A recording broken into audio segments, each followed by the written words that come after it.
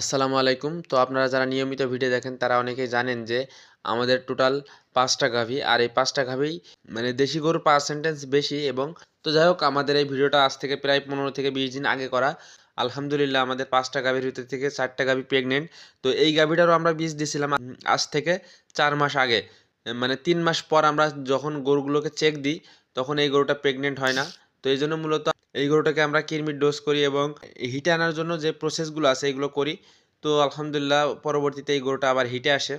এই গরুটাকে আবারও বীজ দিই। যেহেতু একটা শাহিওয়াল জাতের একটা গরু, আমরা একটা শাহিওয়াল জাতের বীজ দিই। তো এটা মূলত আমাদের গরু যখন আমরা মাঠে চরিয়ে খাওয়াছিলাম তখন এই গরুটা হিটে আসছিল। তখনই গরুটাকে বীজ দিই, কিন্তু দুঃখজনক বিষয় হলো যে কোনো কারণে গরুটা মিস করে। তো এই মিস করাটাতে আমাদের মনে করেন প্রায় ৮ মাসের জন্য একটা ক্ষতিগ্রস্ত হলাম। গাভী গরু যারা পালন করে তারা জানে যে একটা গরু বীজ দেওয়ার পর কনসেপ্ট না করলে কেমন লাগে। তো যাই হোক আল্লাহর রহমতে আমরা হতাশ হইনি, কারণ আমরা এগুলোর থেকে অভ্যস্ত।